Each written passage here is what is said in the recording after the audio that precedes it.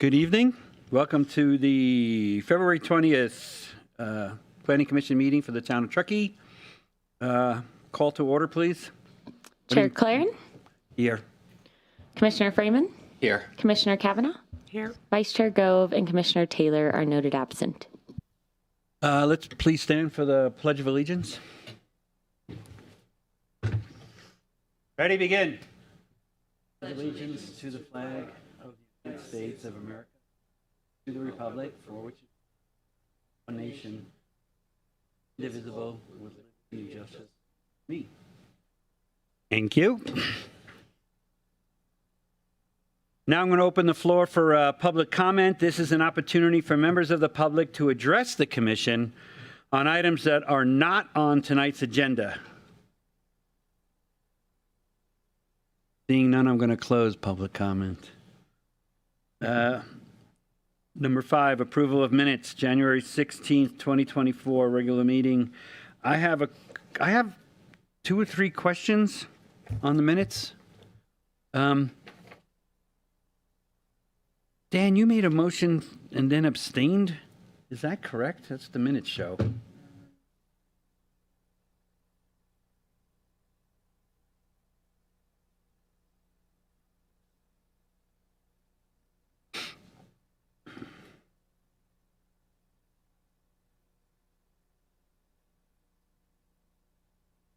Does it show that?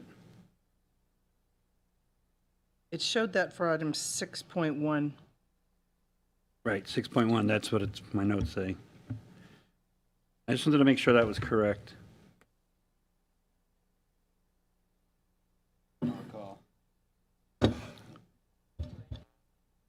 If necessary, thank you. The only other thing I saw was under clarifying questions for staff, somebody asked about I think Martin mentioned a standing seam roof, and it was repeated as a standard C roof in writing. Is that correct? It should be standing seam both times, right?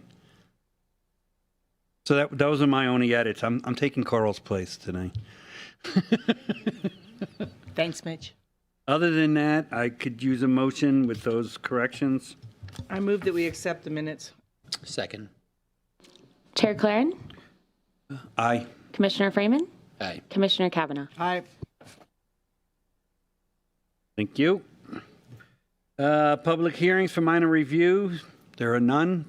Public hearings for major review. Item 7.1, application 2017-169TM, Yorger parcel number 4, tentative map. Staff presentation. Laura, you're on.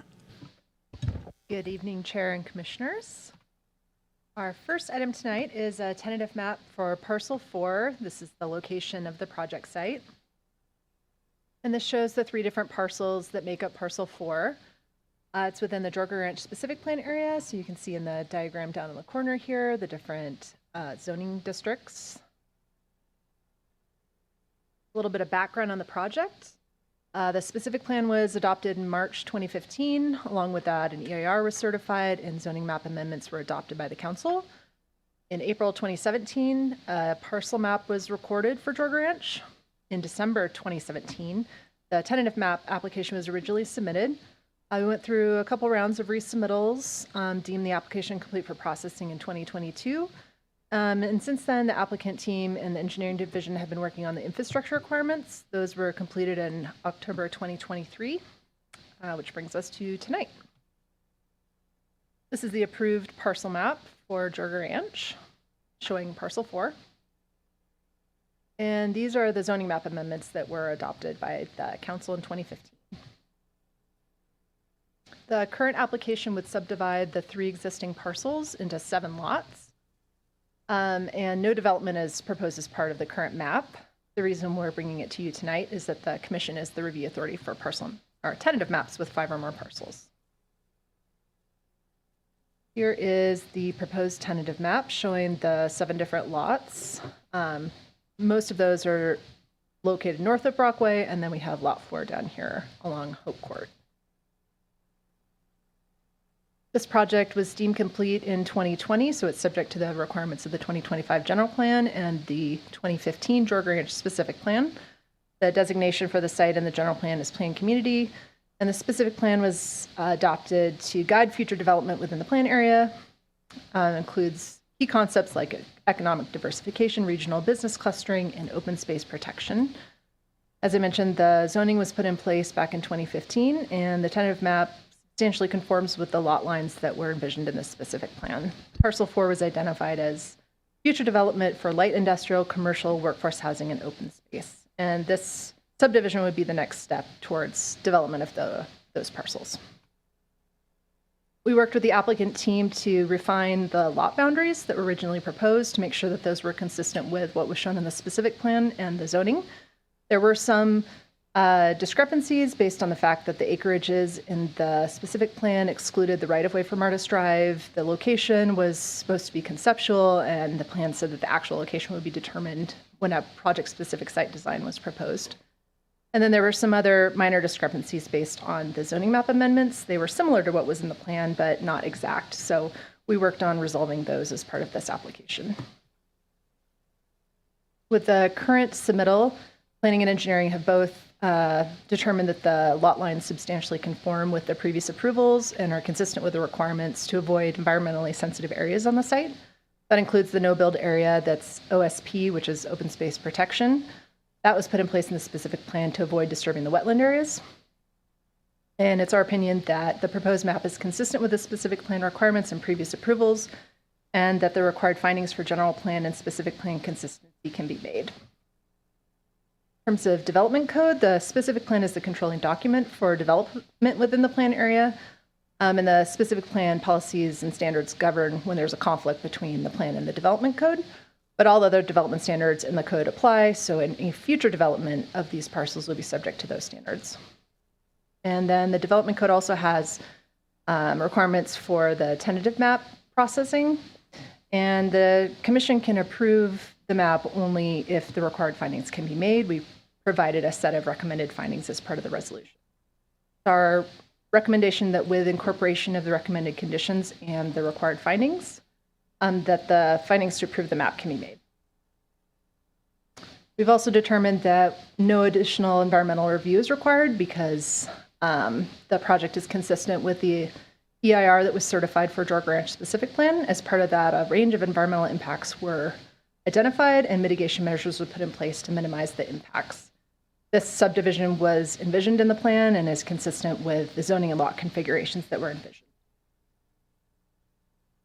We did public noticing for tonight's hearing, including the Sierra Sun notice, mailing a notice to owners within 500 feet of the project site, and posting the sign with the hearing information on the site. We received a total of 5 comments. The first was an older comment that came in, which was included with the staff report, and then 4 additional comments that came in today, which were posted to the website and provided for the commissioners to review in advance. And just quickly to go through the new comments, there was one requesting some additional environmental review. There was a support letter seeing this as the next step towards future development of the site. There were some concerns for a couple of neighbors with traffic, including overflow traffic. And in terms of the conditions of approval, the applicant team had asked for a few clarifications to the proposed conditions. So we're recommending a few edits. One is to add the word applicable to condition 27. Condition 28 we determined wasn't applicable to this particular project, so we recommend striking that from the resolution. And then condition 23, adding language about the utilities within or along the frontages of the property. And then one additional edit about the Class 2 bike lanes to clarify that those are along the project frontage and shall either be maintained or reconstructed if they have to be changed during construction. So our recommendation tonight is to find the project exempt from CEQA because it's consistent with the Georgia Ranch specific plan, and approving the tentative map based on the recommended findings and subject to the recommended conditions of approval.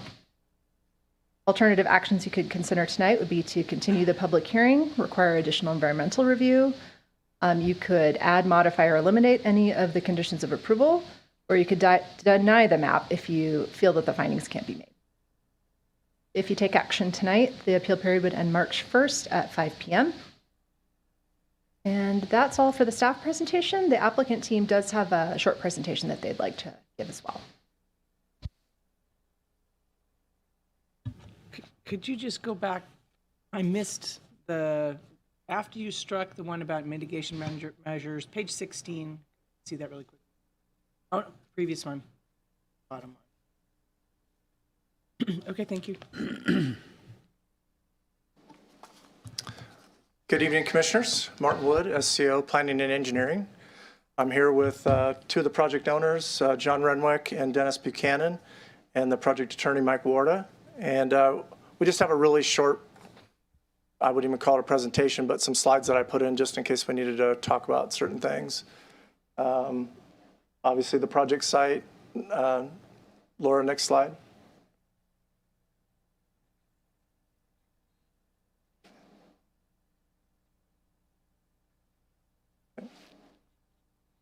Again, tentative map, the proposed lot lines correspond with the different zoning areas. So that's really what's occurring here, the 4 different distinct zones from the specific plan. Next slide. This was just the proposed infrastructure requirements for parcel 4 that were in the specific plan. When the specific plan was originally adopted, it talked about us having to do a corridor study down Old Brockway Road to determine where the roundabout improvement might be, either at Hope Court or at Martis Drive.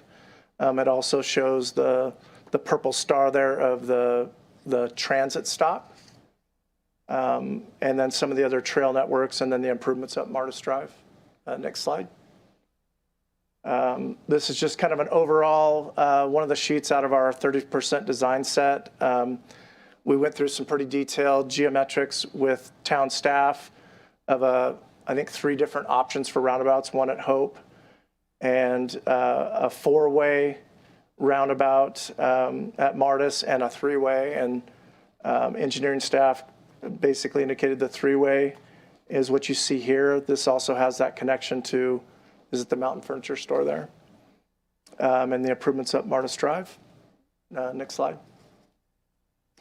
Just kind of a blow up here. This shows some of the lane widenings out of Hope Court, as well as the more specifics on the geometrics for the roundabout at Martis Drive of how that will be reconfigured. And as Laura kind of indicated, some of these lettered lots and some of the right-of-way areas that change a little bit is due to the tweaking of the roundabout and the right-of-way needs that we have to dedicate. Next slide. Again, just a further blow up of the roundabout, with all the pedestrian crossings. We do have pedestrian access ways on both sides of Brockway. Next slide. And that's pretty much our presentation. We generally thank staff for their presentation and working with them going through the staff report. I just want to maybe compare notes and make sure that the conditions of approval that we kind of identified, that we've kind of hit all those. Actually, before that, I guess one thing, maybe this is a question for you, Scott, that I just want to clarify. In the specific plan for parcel 4, it identifies 1 transit stop. And I know we kind of encountered this on parcel 2, where we ended up being asked to add an additional one. We're not necessarily opposed to adding an additional transit stop based on final engineering and what the town wants, but I would, I guess, request from the Planning Commission and engineering staff, we don't want to have to do multiple of those wood frame structures. Those are about $80,000 a piece. And because the specific plan says 1 transit stop, I wanted to kind of see if you concur in the record, if we can agree to that. So that's one question I have on the transit stop. And I can list all these and you can go through them all at once, or we can do them one by one, but that's one question I just wanted clarity on. Commissioner, are you okay if I answer that? Yes. Okay. So yeah, I think there would be a similar approach to parcel 2, where we'd expect if we were going to propose a transit stop. There's one just maybe an eighth of a mile down the road on the south side of Brockway Road, an existing one. So we wouldn't be looking for a standalone one on the south side where it's shown on in the specific plan. Yep. If we were looking for one, it'd be tied into the building frontage, similar to how parcel 2 was done, Great. just a little waiting area. Great. Just wanted clarity on that. If that worked out well on parcel 2, working with staff, I just want to make sure we're not doing those multiple structures. So that was one of the questions. See, on the conditions, maybe Laura, I was fine with your language changes on the first ones. What were those numbers? Was that 27, 28, 19? And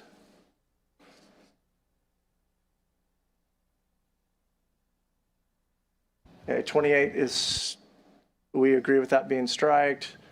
Adding the word applicable to 27, that's great. 23, we're in agreement with just a clarifier statement of, it didn't really say where the undergrounding of utilities would occur, so we wanted that in there. And then probably the last one, and maybe this is, again, a Scott question. 17, the condition on 17, let me bring up that language specifically.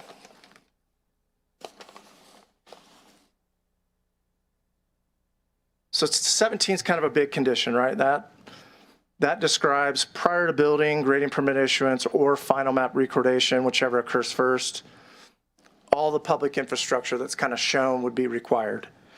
And I'm just paraphrasing, but that's basically what it says. But then it says at the second half, at the town engineer's discretion, adequate financial security may be provided for some frontage improvements if it's determined that the infrastructure is not required in order or specific development to commence construction.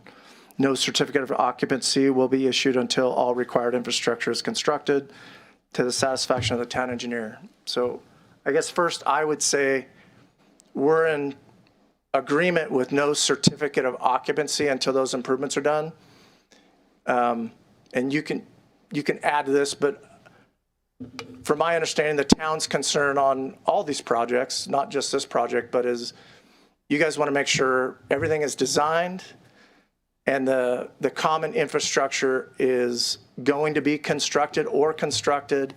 And if it's not constructed, as it's been in other projects, financial surety has been provided ahead of time. And then I would also add, it's town's policy, you guys don't allow building permits and those type of things to commence unless public safety stuff is completed, such as at least one lift of the asphalt in certain places and an active fire hydrant, all those type of things. So that's normal protocol, totally agree, 100%. I guess what I just wanted, and maybe for our client's benefit and for the commission, this discretion language, what's really difficult in this, what's kind of easy to gloss over, is it's going to delay, it delays the project essentially a year, right? Because these common infrastructure improvements is probably a 1-year build. And if the client isn't able to, I guess, simultaneously, maybe one of the parcels, if you will, maybe it's the 80 units of housing. If they can't start that in the same construction season, let's say we start all these improvements in 25, they're not going to be able to start one of the sites until 26. So I guess what I'm suggesting how it would likely play out, and it's kind of the email I sent you earlier today, is if we have final design completed and we have selected a contractor and the contractor has started and we have a certain amount of improvements kind of underway and we've proved to the town that the money's there and it's being completed, similar to other projects, isn't that sufficient that we could then, as long as it meets all the town's guidelines for surety and bonding purposes, that we can provide that so the parcel map could then record and or some of those other things, one of these parcels can start grading on their site. So I just want to understand that a little bit and just make sure we're clear because, again, it's one of these projects, several $1 million in infrastructure is going to be expended, which is significant. It's difficult for one entity. That's probably why we've seen the delay on Joyger as a whole and JMAR and all those different things. And if we get the same practical effect on that language based on discretion, I just want to understand if that saves us a year. So maybe you can add to that. I don't know if I articulated that exactly right, but I wanted to get your thoughts. Yeah, sure. So typically with the bonding, the way it can kind of play out in a lot of different scenarios. It can be that you're well into constructing all the infrastructure, and right at the end, you've got a handful of improvements that still need to be constructed that just aren't there yet, but aren't really posing a life safety issue or a traffic delay issue, anything like that that we'd be concerned about. Then we'd have allowed bonding for that. Village of Grace being an example of that one, right? Yep. I think what you're asking is, can you almost simultaneously like pull pull the grading permit for the infrastructure, and then shortly thereafter pull a building permit to try to start around the same time? It's more of this, the likely scenario, if hopefully we get an approval, right? And we initiate design and we get approval from the town for the plans.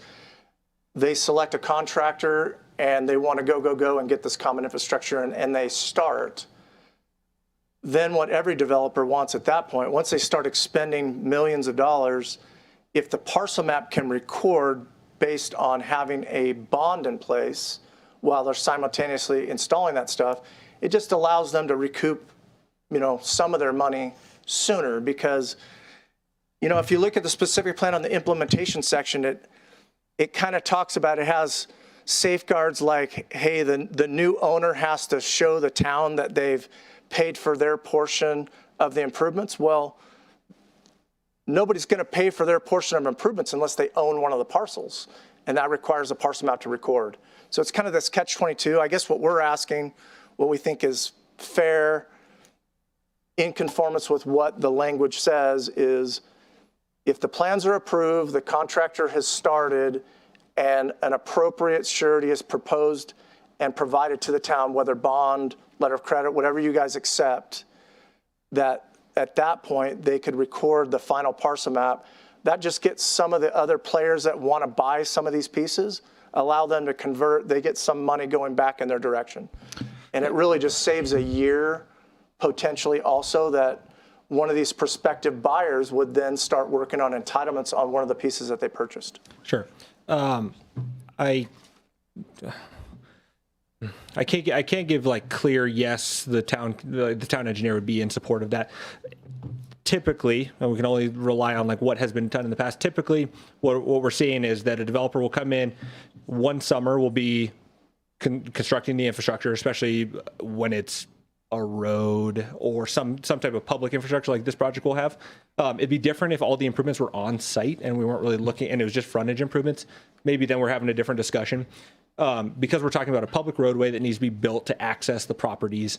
I would anticipate that the town engineer would want to see it a decently amount along through construction. So maybe it's like a early spring start, and then you could propose the come middle of summer, something like that, where we're significant. That it's going to get completed.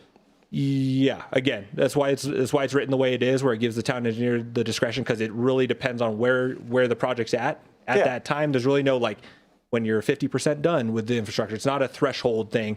It's really how things are progressing, maybe what time in the season it is, if it's an early winter. There's a lot of things that go into whether it would be approved or not. And we agree with that thought process. I just thought it's an important condition, and I thought maybe the planning commission can weigh in on a recommendation to that discretion to coincide with that. Yeah, I'll give the planning commission a little bit more background on it.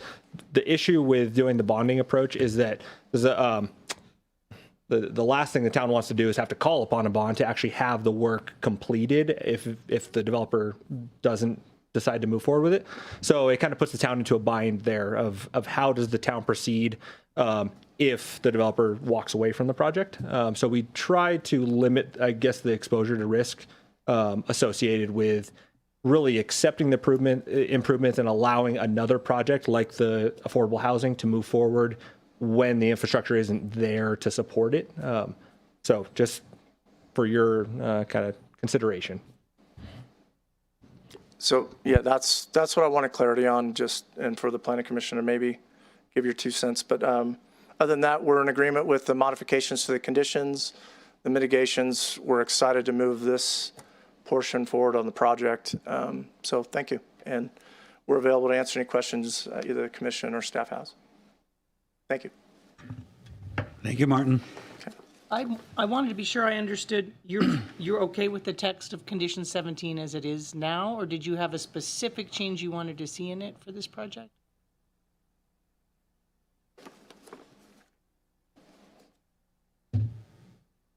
It's pretty vague, right? It pretty much just says discretion of town engineer, and we're generally okay with that. I mean, Dan is, knows the town and knows what's good for the town. But maybe just a clarifier or recommendation, if the planning commission has a preference either way, I guess if you guys were to make a recommendation, hey, just a recommendation to the discretion of the town engineer, if adequate surety is put forth and the project is underway in a significant form, allowing the parcel map to record sooner than later, and then Dan could take that under advisement. I mean, we're okay with Dan having the discretion that, he's good. It's just a little bit vague in there. And if we could save a year of waiting for the parcel map to record, it makes a difference of millions of dollars. So thank you. It does say adequate financial security may be provided for some frontage improvements. Yeah, at the discretion of the town engineer. So obviously the primary approach would be for them to construct the improvements and just move forward, and then they get their building permits. So that's always the direction we tend to try to push them. And however, some things come up along the way, I don't think it'll be in line with kind of simultaneously, at least based on prior approvals of those types of scenarios by the town engineer.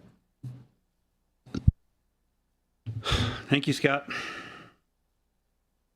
All right. Clarifying questions for staff.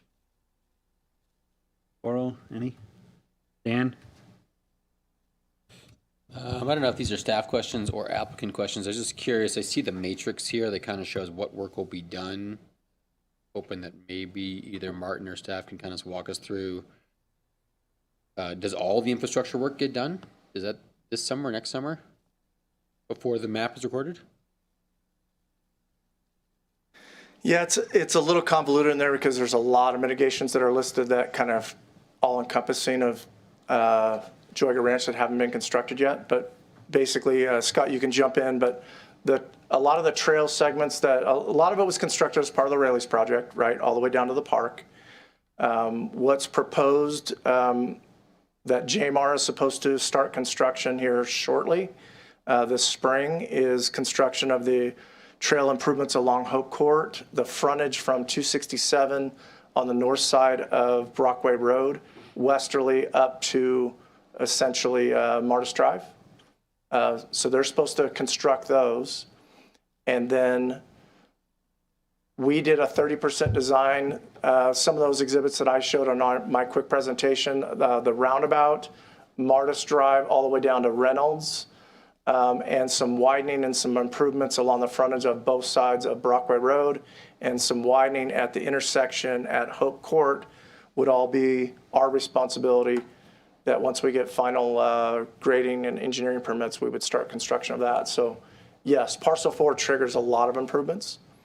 And then the one element that is embedded in there somewhere, but there is some water and electric improvements on Joyger Drive that weren't completed as part of the Raley's project.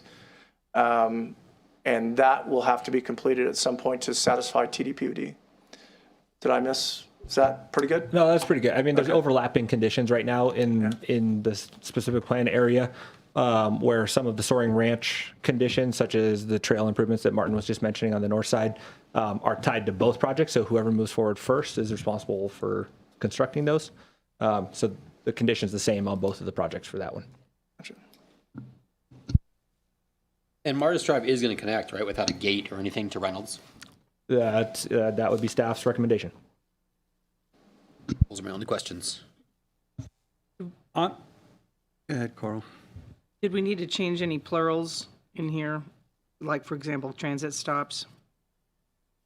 Does it matter? In what context? In Well, yeah. this matrix, it says transit stops. The mitigation measure, I think, because it's talking about all of Georgia Ranch, has an S on it. I think your clarifier is good. Could we just add that somewhere, that basically one transit structure in conformance with the specific plan is anticipated? I think that's already the way that exhibit shows, is that there's one transit Where are you seeing? shelter. Yeah. I mean, your explanation is clear. I just don't know if we need to write a single line somewhere just so it's in the conditions that way. It just appears in the matrix as transit stops. Under number 3 at the bottom of the matrix. And in number 2.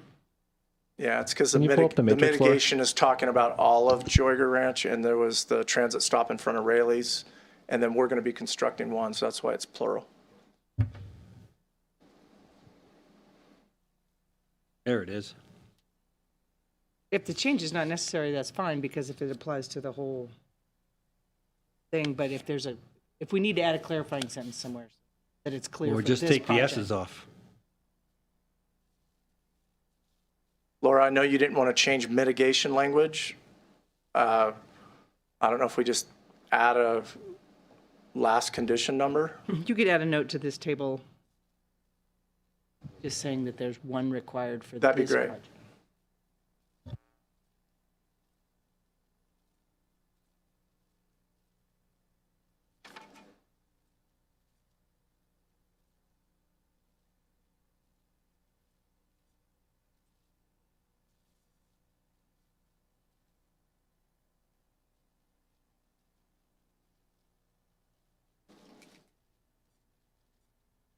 While we're looking at number 2, it says single lane roundabout. Is that at the end of Martis Drive and Brockway? Is that what that's? Yeah, that's what's designed, so just give you some context. It's east similar to side. the most recent roundabouts that are constructed in town. Similar size, diameter, geometrics, 20-foot wide through the tapers and 24 feet inside the roundabout with the same curb types and stuff. So it's going to function just like the other newer roundabouts in the town. That was one of the reasons for the adjustment in size there for the southern part of the parcel, is that it needed to expand a bit to meet some of our engineering standards for current design of roundabouts. It necessitates those deflections to cause people to naturally slow down as they enter. Right. So it worked out pretty well. That depends with which teenager you're riding. And then on the number 3, it says construct Martis Drive is required for access, but it says no, yes for parcel 4. Oh, I get it. Never mind.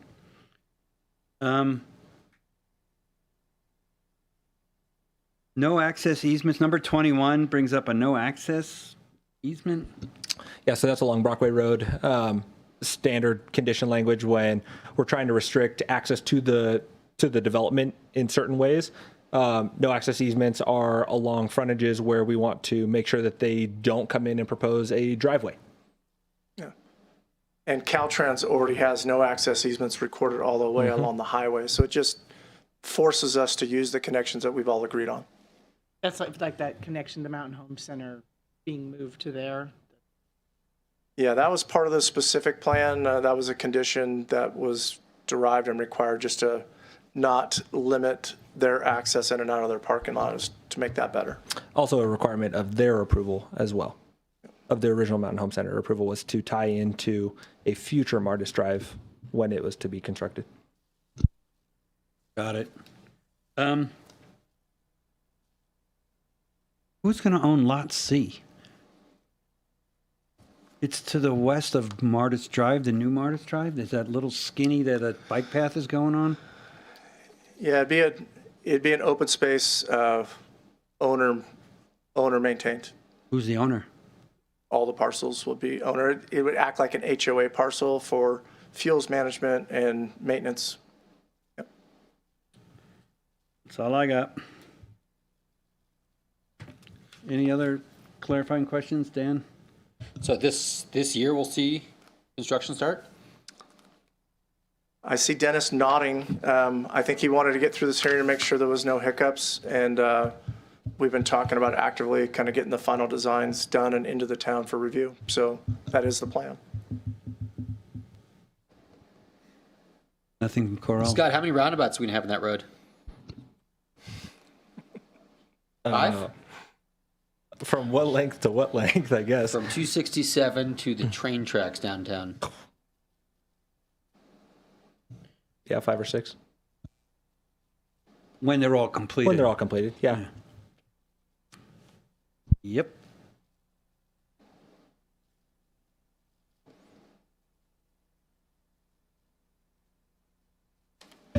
All right, if there's nothing further, do we want to address any public comments? Take that as a no. I need a motion.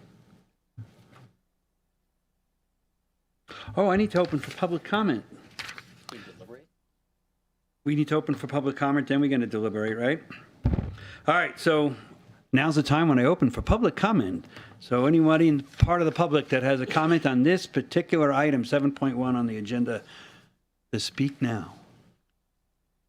Seeing none, I'm going to close public comment. Deliberation. Dan, why don't you start us off? Not much to deliberate on. Okay, Coral. Then again, I need a motion. I move we adopt Resolution 2024-03. Do I need to read the whole thing? Yes? No? Yes, yes. 1, determining the project consistent with the adopted Jogo Ranch specific plan and thereby precluding any further environmental review consistent with CEQA Section 15183, projects consistent with the community plan, general plan or zoning, and Public Resources Code Section 21166 and CEQA Guidelines Section 15162, lead agency prohibition to require subsequent reports for a certified project unless specific projects occur of the CEQA guidelines. And 2, approving the tentative map based upon the recommended findings and subject to the recommended conditions of approval. I'll second that. Any further discussion? Roll call, please. Chair Claren, Yes. Commissioner Freeman, Yes. Commissioner Kavanaugh. Yes. Motion passes 3-0. Thank you, guys. Okay, item 7.2, Development Code Update.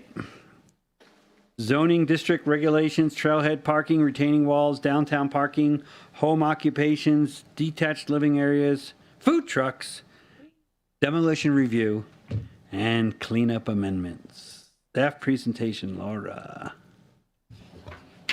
All right. We have 8 discussion topics tonight and a bunch of cleanups. So we'll try to go through this as quick as possible. So the first discussion topic is the zoning district regulations. With this, we're proposing to change the requirements for a change of use within an existing building. Right now, there's a square footage requirement that if it's over a certain size, it has to go to a planning commission for a development permit. And if there's no other entitlements that would trigger planning commission review, it's just a straight change of use within an existing permitted building. We think that we could process that at the staff level. You recently reviewed the Bar of America project when they took over the adjacent tenant space. So that was a situation where it exceeded that threshold. So had to come to planning commission. If there hadn't been other entitlements along with it, like a use permit for their bar use, then that would be an example of one that might make sense for us to review at the staff level. So if you support streamlining that, it would give the community development director the discretion to approve those change of use applications. So that would be the proposed amendments to section 1806040. Second item is trailhead parking. We have trails as an allowed use throughout the use tables in the development code, but we don't specifically have a use for trailhead parking. And this is something that's come up a few times in recent years in terms of interest in potentially constructing some facilities for people to be able to access both trails and different recreation areas in town. So we wanted to create a process for that. So what we're proposing is to allow this use in the public facilities and recreation zoning districts. And if it's operated by a public agency, we're proposing to review those at the staff level through a zoning clearance. If a different group wanted to propose to construct a parking lot on private property, then we would recommend it being a use permit, so it would come to the commission. So you could look at things like the neighborhood compatibility and different conditions of approval you might want to put on, something like that for maintenance and other things like that. So with that, we would be updating the special purpose zoning district use tables and adding a definition for this type of parking to the code.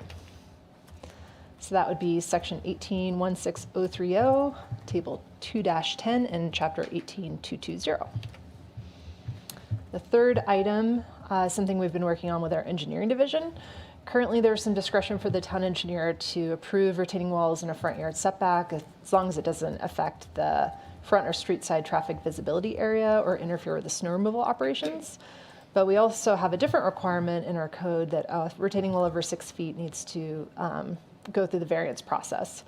So we're proposing to create an exemption for retaining walls that are necessary for a driveway or driveway structure to provide access that would allow the town engineer to approve those in excess of 6 feet as long as it meets certain design criteria. So that is 1830070, 1830120, and 1814020.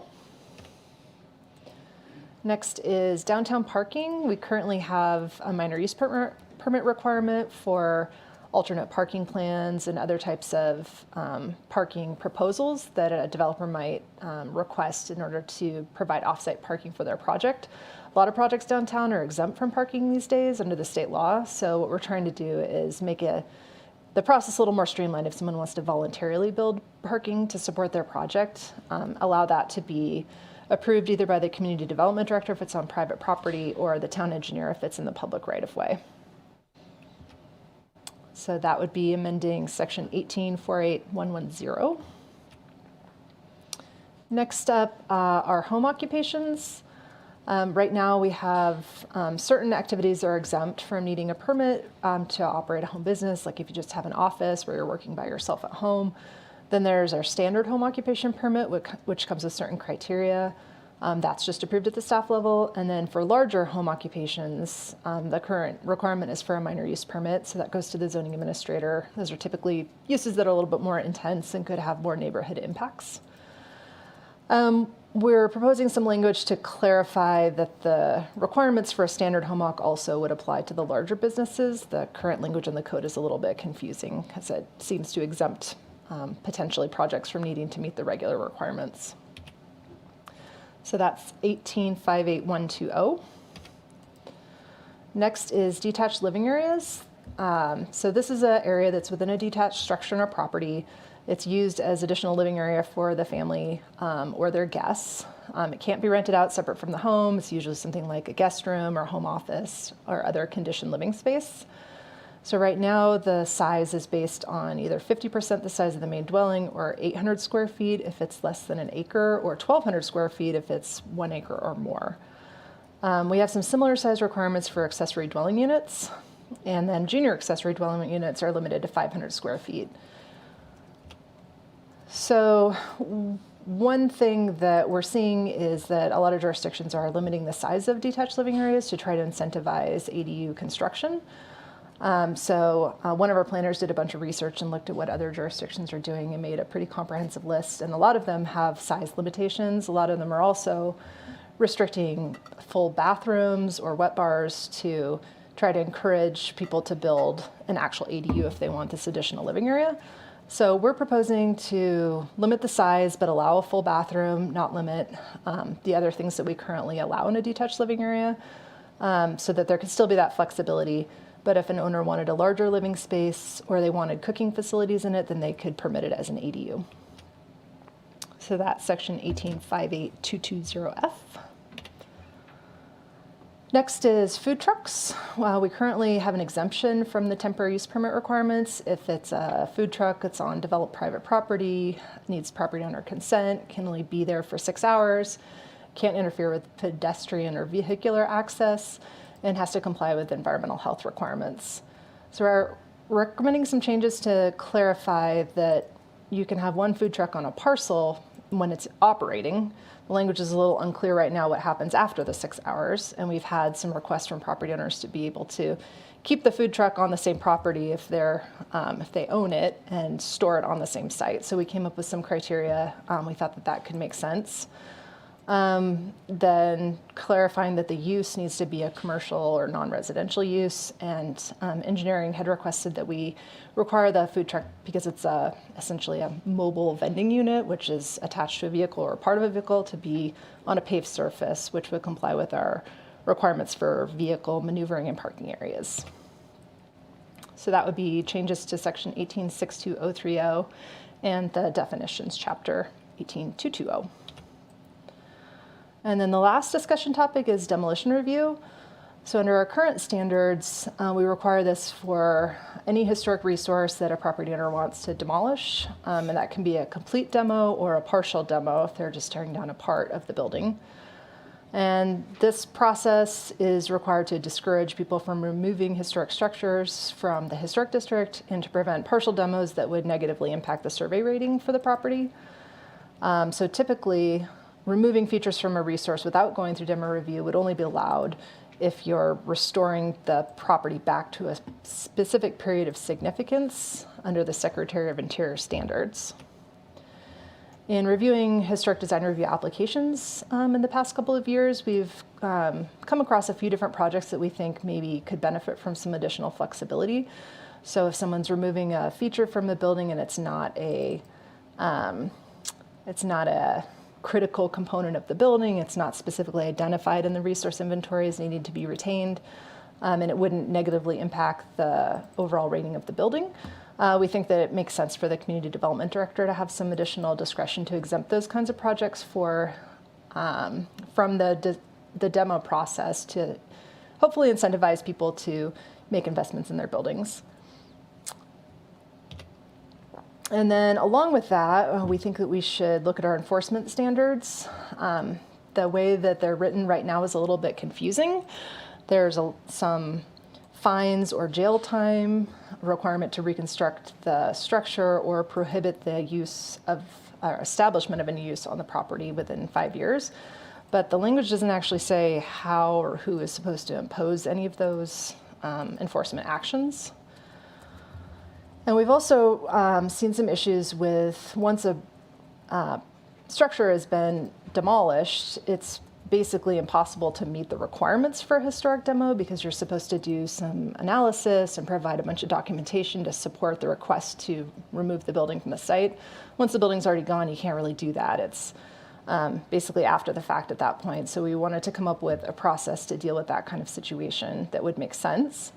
And then to make it more clear what the enforcement actions are and how those are imposed so that both the review authority, the staff, and then also the community members would know what to expect. So those amendments would be to chapter 18.83. So that's all our discussion topics, and then we have a lot of cleanups.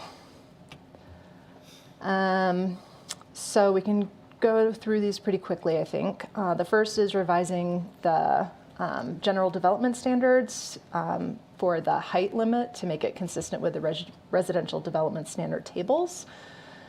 Make some updates to the objective design standards section to address amenities for projects that have multifamily units that don't meet the 2/3 criteria. And then for roofs and roof lines to take out some language that talked about minimizing snow shed because that's not an objective standard. In the residential mixed use section, clarify that the uses not allowed in the zoning district can be allowed as long as they're accessory uses. Replace gross floor area with living area for calculating the maximum area, average living area. And then again, address the mixed use requirements. Fences, walls, and hedges. There's a column in the table that talks about rear setbacks on a through lot, but through lots don't actually have rear setbacks, so we were proposing to remove that. Grading and vegetation removal, proposing to make the community development director the review authority for performance guarantees to be consistent with the other development code sections. Height measurement to provide some clarity on how to measure cantilever features for both proposed and existing features. property maintenance to clarify that the 2 weeks per year that someone can occupy a recreational vehicle is per calendar year to be consistent with the other development code sections. Hillside development standards, update their maximum retaining wall height for consistency with the other sections. Landscape standards, we added some language to be consistent with Truckee Fire's defensible space requirements. Signs, clarifying that a monument sign has to be at least 2 feet from the property line. Then we have some ADU updates based on state legislation. One is about the separate sale of ADUs, and the other is not actually based on the legislation. It's based on a previous conversation that the Commission and Council had about shared entryways. When those changes were made to the development code at that time, it was overlooked to mirror that language in the JADU section, so we're proposing to clean that up. Accessory uses, adding electric vehicle charging stations to those. Animal raising and keeping, we wanted to clarify that it's allowed in conjunction with the primary use of the site. To clarify that the household pet allowances, if you meet the maximum requirement for a number of pets, you don't need to get any permits. That's a little confusing the way it's currently written. And then remove it as a use from the open space allowed use table. For bed and breakfast, we wanted to clarify the occupancy requirements. Child daycare facilities, wanted to update the standards to distinguish between a commercial daycare and an in-home daycare, and specify that commercial daycares in residential zones are allowed as long as it's in conjunction with a primary residential use. Some more clarifications to the mixed-use developments that are similar to the ones I previously mentioned.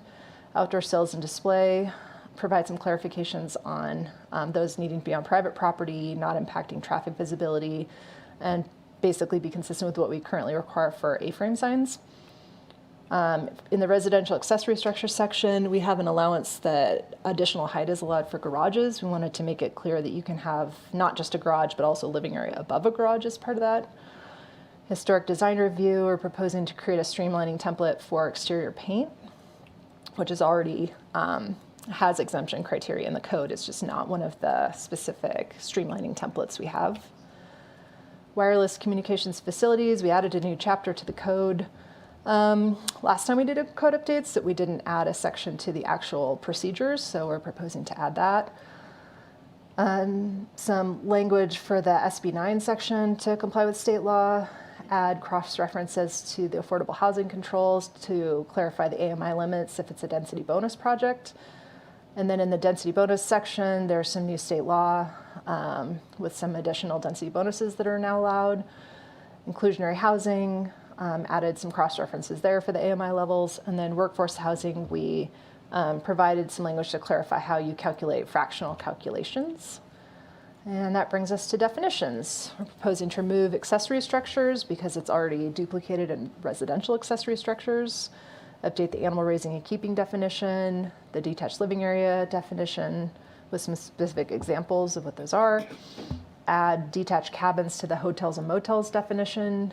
Update intensification of use. That's currently primarily based on parking requirements, but with the changes in state law about parking, wanted to make that clear.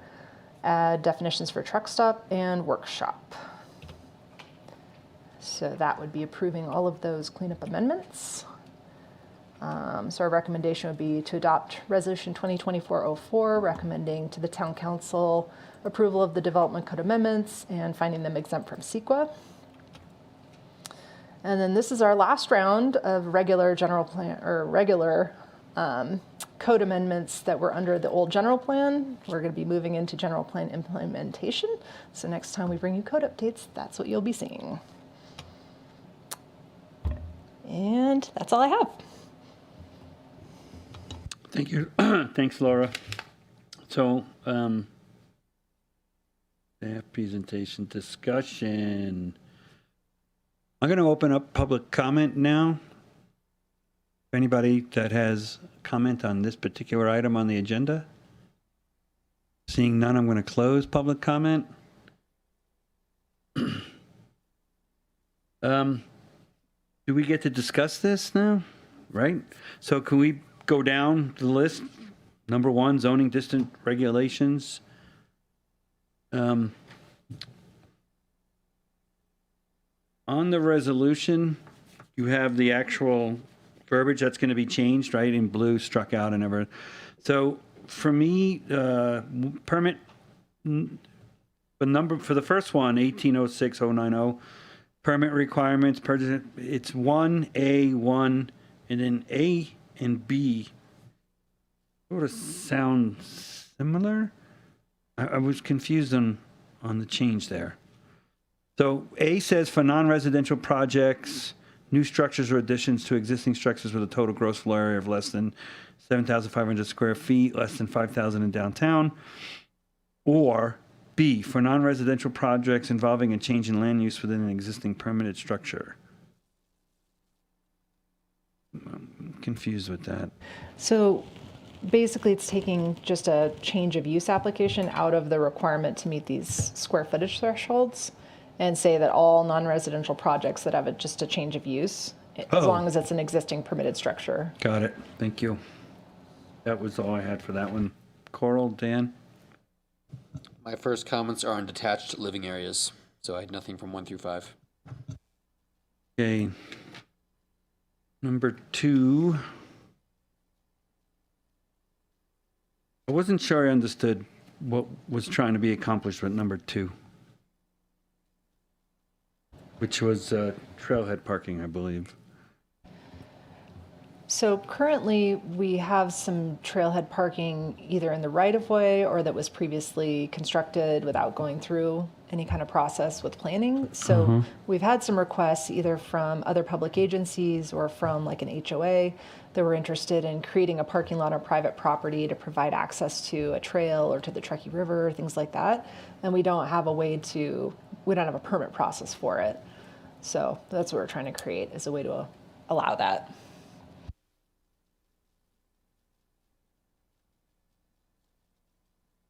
Okay. So if it's just a permit process for private property, that's what you're looking at. Yeah, right-of-way projects would still be handled by engineering. Coral? What was that, number 2?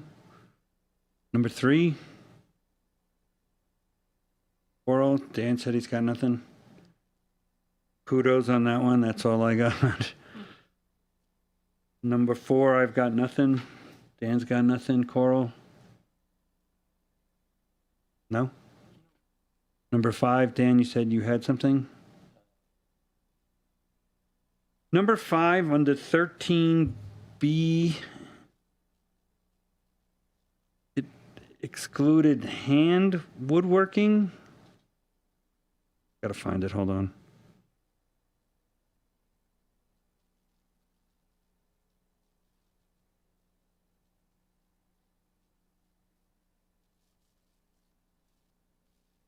Was hand woodworking or machine working, which are completely different. And I was concerned, like if somebody was fixing guitars in their garage, that it wouldn't be allowed. I was wondering if we could strike hand working out of that. So I'm on number 5, home occupations. The new numbering, number 13, has A, B, C, D, E under it. And under B, it says hand working or machine work. Hand woodworking specifically. So that's saying that those are allowed with a minor use permit. Okay, then we're good. Number 6, what do you got, Dan? I was curious why we're making that change, and Laura, your presentation did clarify that a little bit, but I don't know. Seems to me if somebody wants to have a detached living area, is there a reason we want to say it has to be 500 square feet, or you're saying if they want to make it larger than that, therefore they should build an ADU? Yeah, the idea.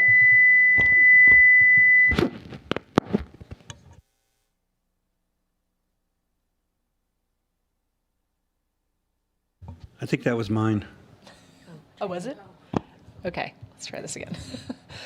So yeah, the idea would be to incentivize building these as actual ADUs, even if they're not used for long-term housing in the short term. If they're used, they could still be used as a guest room or something, but they would have the potential to convert over time to provide additional housing options. Feels like a stretch. Feels like I another- have a big no next to number 6. Yeah, it feels like just another rule telling people how to use their property and like. Yeah, I and mean, then you're somebody sacrificing for other people instead of keeping it. And in I a way, don't get now it. it's like now they got to put a kitchen and make it an ADU and all that stuff. If they just want to have the pool house or whatever, Right. If they they can't want to actually have build a a pool big house. pool house. So, Over a certain size, then they have to 500 put square in. feet's not that- it's not that No, big. but it's, and there already are size limitations. It's shrinking them down, so they're already there. Yeah. and then I just want to make sure I understand, and I appreciate that you've done some research as to what other places are doing. I still had trouble making the connection that, if we require them to make it permittable or permitted as an ADU, the thought is that someday then you have it. Is that right? Then you'll have it, and it might magically turn into an ADU someday. Not magically, but Well, I mean, it would has a higher technically potential. be an ADU right off the bat, so that would increase the number of ADUs we have in town. There's a pretty wide range, I would say, in this size. A lot of jurisdictions are going with 400 square feet, but it does go up to something similar to what we currently allow.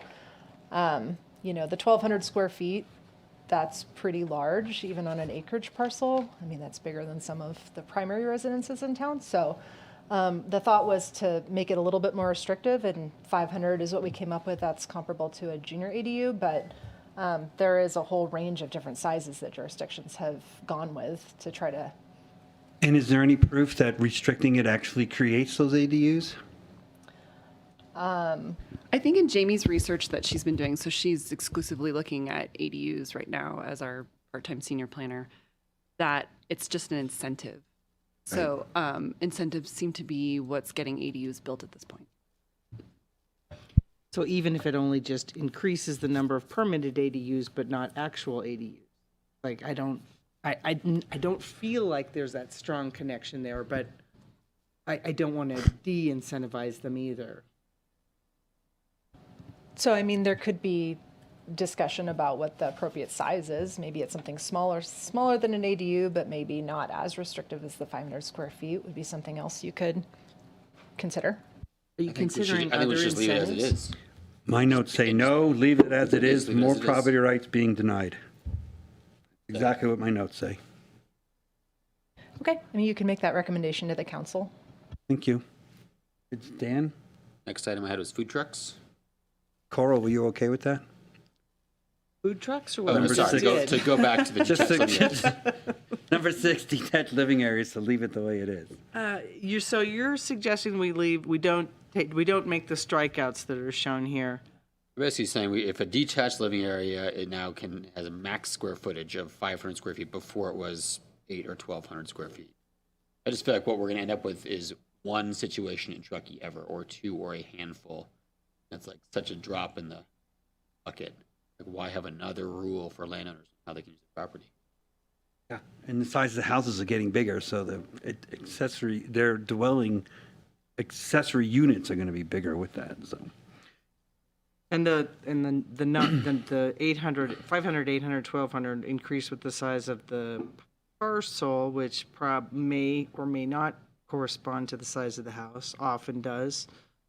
If somebody wants to build a play barn and put a pool table in there and a bunch of couches that's bigger than 500 square feet, now they got to put a kitchen in there and they got to make it a full ADU instead of just their barn. And they're never going to rent it regardless. Right. So now we've just like added cost.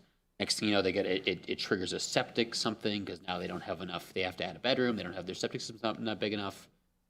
It just doesn't seem like it's going to be actually that impactful, especially when we have a height limit discussion coming up next that actually reduces the availability of ADU housing. I'm pondering. All right, we're going to move on to food trucks while you ponder. What do you have, Dan? Food trucks, I asked why we're adding this language. So this would prevent 2 food trucks from operating at the farmer's market as an example without a use permit. Well, the farmer's market is treated differently. I believe that's under a special event permit. So this would be like if Even though someone, they're operating on unpaved surface? yeah, I don't think that we've done a temporary use permit for the farmer's Or market. like if, The farmers markets at the Park and Rec's property, and so they are under different regulations than private property owners. How about if the fair came to town, the carnival came to town, and they had food trucks? But that's the same thing. It's under the rec district. But why just one? But I mean, like, like any property, like, next thing you know, somebody has a piece of, the paved surface, to me, I was like, really?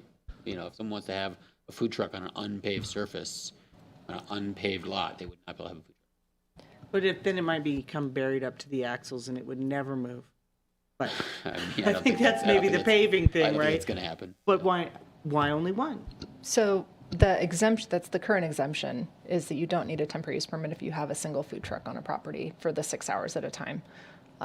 So the paving requirement, I mean, these are supposed to be mobile vending units. They're required to either be able to be driven like a vehicle or pulled behind a vehicle like a trailer. So a vehicle is going to be driving across this area. So we were trying to make it consistent with our requirements for vehicle maneuvering areas, which require them to be on pavement. How about the ice cream food truck downtown that parks on that gravel lot next to Dave's? That's an unpaved spot.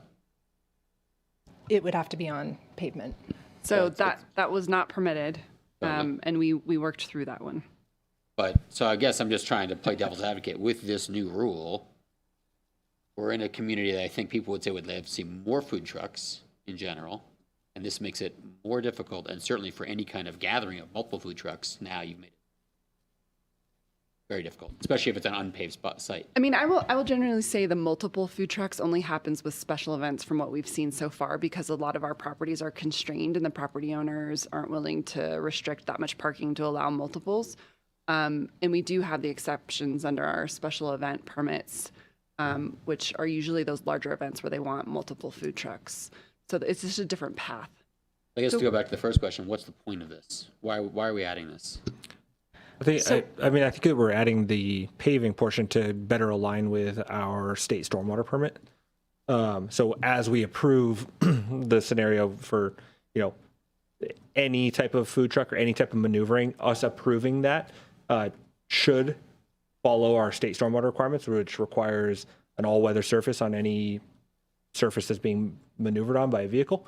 So this is getting us better in line with those state stormwater requirements. And so on the special event permit ones, engineering looks at those ones individually and determines an appropriate surface for, say, parking to be on, or a food truck in this case.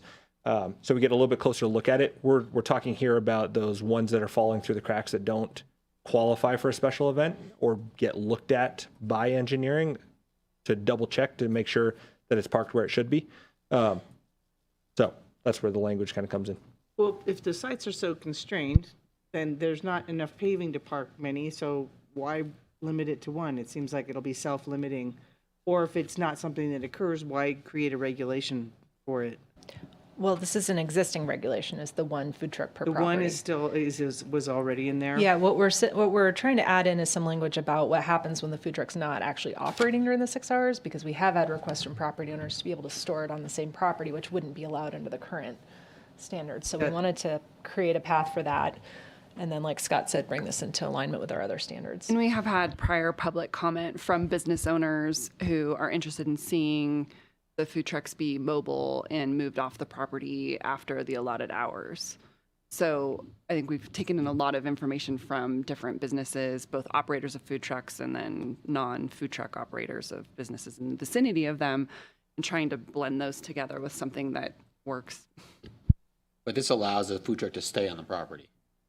Yeah, we created some requirements that it needs to move to a spot where it wouldn't be visible, so it can go behind the building or something like that, or be otherwise screened when it's not in use, but it doesn't have to physically leave the property. This does not require it to be moved, the way it reads. When not in operation, a food truck may be stored in a different location on the parcel that is screened from public view. The different location was intended to say that it needs to move to a different part of the site, so it's not just in one spot Well, permanently. if it may be stored in a different location, perhaps it also may be stored in the location where it's operating. Is the way I read this. I don't think it's specific enough. If you want the thing, if it must be moved, it should say it must be moved. We could definitely, But I don't Tweak think you that should make it move, And- but. Yeah, Coral, but- because maybe it's in a location that's already screened from public view, so why No, move it? it's just, if you want it to be moved, it should say it must be moved. If you don't care whether it's moved or not, then you can leave this language the way it is. so what we're trying to avoid is having a food truck that's just parked in a single location and never moves. That's not mobile, and this is supposed to be a mobile vending unit. And to Danielle's point, we've had a lot of concern from business owners that this creates unfair competition because they have a brick and mortar restaurant and then someone just parks this and never moves it. So we're Couldn't trying agree to more. create some reasonable regulations here. So is like the Casa Baeza truck that's parked behind the building, that would not be allowed to be stored there? I don't think they're operating theirs on their site. Sometimes they park it out front. I'm not sure. They're not operating it, but it is stored there and it is in public view. Yeah, we were in discussions with them But about, just as an example, or anybody who has a food truck, like, right, I'm but there, not, I'm not saying that they should be allowed to store it there. I'm just looking for clarification. yeah, I mean, the difference too with that one is that they're storing it in their parking and they don't have a lot of parking that's actually theirs. So that's been kind of an ongoing discussion with our code compliance. Well, this would say that it needs to be screened from public view, right? It may be, if the food truck operator wants to move it to a different location that's screened from public view. It's not required, if- the way I read that. It does say may, not must. Right, it says may. So I'm fine with it. It leaves that decision up to the food truck operator. I'm just commenting on the language. Okay, yeah, I mean, I don't care don't, where they park it. I'm not a restaurant owner, but I could understand why some owners of competing food establishments would want to see it moved. Yeah. Because they feel that's an equity issue. So I understand why someone would want to move it. This just does not look to me like it requires the. okay. I mean, we could propose some tweaks to the language and see if the commission's comfortable with those. What's the goal? Must be moved, can't be stored in public I view? think it's fine the way it's written, so it So do may I. be moved, it may not be moved, depending if it's screened or not. No, it I just doesn't, get back to this, the it doesn't paving part require of it to it. be screened either. That is screened from public view. But it may be stored in that location. It doesn't have to be stored in. If you want it to be screened from public view, that language needs to be changed, in my opinion. I think that what we were trying to do is create some flexibility for someone to store it on the same parcel, but not just leave it in one location. So if that needs to be modified to be more clear, we can definitely do that. If you want it to be out of public view during non-operating hours, perhaps you could say, when not in operation, a food truck may be stored in a different location on the parcel. In any case, during non-operating hours, it should be screened from public view, or something like that. If that's the goal, Yeah, I guess what is the goal? yeah, what, We're trying to what- not have food trucks in public view? during when they're non-operating stored? hours. I think that's what their goal was. And I got that. When not in operation, a food truck may be stored in a different location on the parcel that is screened from public view. But it could be stored in public view too.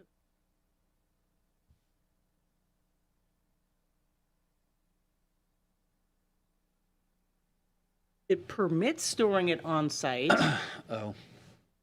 I didn't read it that way, but now I see it. It provides the owner the opportunity to store it on site. Which is. All right, so staff will come up with something that's a little bit more clear, I guess. What Do if you it need said, specific language? when in not operation, a food truck may be stored on the site, provided that it is moved to a different location that is screened from public view? There you Would that go. be more clear? I'm okay with that if it's not, if that's what your goal is there. Okay. And then just to finish off, paved. Is that Well, okay? like I said, I thought about the farmer's market and those food trucks, if that's a special use permit, or like the carnival. I'm trying to think of other examples. Just trying to challenge I'm fine if it makes sense to leave it on the paved surface. I'm trying to think of, let's not create a rule that's then going to make it impossible for food trucks to operate in certain situations when we would want them to be. So Commissioner Freeman, maybe to clarify, this language would not affect like the farmer's market example. Yep. This is just for the food trucks where we don't want them coming to us. We want them to understand what the rules are and then just operate, which is different than the special event permits. So like I said, it wouldn't affect like the farmer's market example. Can you think of examples where this situation would have come up where someone parked a food truck on an unpaved surface without a permit and wanted to operate? I mean, the ice cream truck is the example that you provided, and we did have a discussion with them about that. And for them, was it because it was on an unpaved surface or because? It was a couple of things. It was the fact that there was no use established on that property, the fact that it was unpaved, and so then we worked to move them back onto the paved surface on the adjacent property that did have an established use. So there were a couple of different things going on there. Do food trucks have to go through environmental health like a restaurant? Yes. It was nice having ice cream there. Yeah. I mean, who doesn't like ice cream? Crazy people? Everybody wants ice cream. Is there other examples of unpaved food trucks? What was the question? Are there other examples? I mean, pretty quick, we're just going to pave everything, so that'll be great. Can't wait. I mean, we honestly, right now, we don't have that many that aren't associated with special events. So, I mean, Soccer Fest has them, at the Riverview Sports Park. But again, that's kind of a special event that the rec district does. So, And there are a few that are private businesses. I think those are putting them on paved surfaces currently. Alibi has one brought in, or used to have one last summer. They'd bring one in on certain days, and it was parked on. And there's only But that's for, paved. It's only for non-residential, right? So, I mean, if you want to have a private party and have a food truck, you can put it in where you want. There's an exemption, yeah, if you're having like a, party at your house and you want a food truck, that's, Like a wedding? yeah. Or a funeral. I don't think it seems too Do you know something I don't know? I don't think it seems too restrictive, especially if there's a possibility of an exception for a private event. Okay. I do have a random question in your definition. Given that we are kind of a Western history-oriented town, it says that part of the definition is something that's connected to and drawn by a motorized vehicle. What about our horsey friend trail? It could be towed by, drawn, connected to and drawn by whatever. Anyway, I just wondered why horses weren't included. Should it say that there's an exemption for residential? The number 5 says that there's the exemption for catering of private events or as part of a special event permit. Those are exemptions. Okay, good. Number 8. I want to kind of chat about that. Demos? Yeah, so is the intent there to give a broader, more exemptions for an applicant? Yeah, so right now, really the only way to avoid demo review would be if it's a life safety situation and it's, something that needs to be imminently removed, which is pretty rare, or to do a full restoration project, which has a lot of specific criteria that come with it. Everything else under the current code has to go through demo review. And we've seen situations where someone's wanting to modify a historic building and we think that the changes aren't necessarily a bad thing, but they don't meet that criteria. So we were trying to create an easier path if someone wanted to make some changes that aren't negatively impacting the building. In part too, because the findings for the demolition are really difficult. And so we have seen a lot of good projects come forward where they want to remove a small portion of a structure, which then would push them into that demolition review, when in reality, the removal of that portion takes off a later addition and would help them go back to a period of significance that's still respectful for the building. And so we wanted to provide that ability for them to do it without having to try and make these findings we can't make. So under enforcement, 18.83.050 enforcement, the illegal demolition of a historic structure shall be subject to the following requirements. A, property owner shall be required to submit an after-the-fact historic design review application for review by the Historic Preservation Advisory. And my notes say, huh? As in, if it's already been demoed, what is there to review? So that's the next point, under B, it talks about what kind of documentation should be provided for HPAC's review. So ultimately, HPAC would be looking at, is this a full demo, a partial demo? Is it an accessory structure that was demoed or a main building? What are the impacts to the categorization of the building? Like if you illegally demo a garage, does that have the same impact as taking down a whole Category A building? And there could be a whole range of, Okay. My head went straight to Ron Driller, so that's where I was. He took the whole house down. So that's where I thought this came from. I mean, that did factor into, sort of where we are now, because bet. that's one of a few that we've struggled with over time. Under D number 1, I don't know if anybody's going to like me on this one, but a fine of not more than $10,000. Does that sound like enough to you? If you were trying to deter somebody? Sounds like that could be interpreted by some people as if I can just demo it and pay 10 grand. That's what it sounds like to me. I did do some research to see what other jurisdictions are doing, and 10,000 is a bit low. Santa Barbara, for example, requires someone to pay a fine that's half the assessed value of the structure they demolished, which would obviously be a much more significant fine here. Any comments, sir? Yeah, I mean, if you cut down a tree around the lake, the fine is significantly more. I mean, I could put $10,000 on my credit card and still buy a car. Yeah, so I think some people probably would. It's not a lot of money. Some people probably I would hate to approach say that with that, just but- tear it down, not deal with HPAC, Yeah. and then pay Yeah. the fine. And then Oh, what yeah. would the repercussions be? Then they'd have to rebuild the building historically. Yeah, they'd have to reconstruct, which would be the expensive part. Probably why they're tearing it down in the first place. I don't see that as big enough to. So, half of the assessed value, that's a lot. Any suggestions here from the commissioners? I don't know, 6 months in jail. So it was in there before. I took that out because we all agreed that that's not something that the council would probably ever do. But it should be tied to some kind of. I like to take the green cabins there on West River. I mean, if someone tore one of those cabins down, what are those worth? What would you find? What would Yeah. silly question. That's But what would that's you- a loaded question, you're right, because what's the assessed value of those? And the assessed value is what they did, not the real value, for lack of a better Yeah, I terminology? believe it was based on assessed value.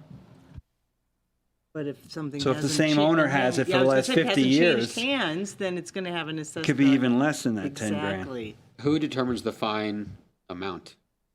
So the 10,000 was already in here. But it's not more than 10, so it could be 9 or 8 or 3 or whatever. Right. Yeah, it says not more than 10,000. So I suppose that'd be the council's discretion. And it could say not more than half the assessed value, quarter of the assessed value. We can make it clearer and say up to, rather than not more than. And we could also go with current market value if you're more comfortable with that than That's assessed tough, value. though, because then who determines that? Exactly. You'd have to have an appraiser. Yeah, I mean, we've done that for other things for sure, where the town will do an appraisal and then we'll require the property owner to do one so that we have two for a point of reference.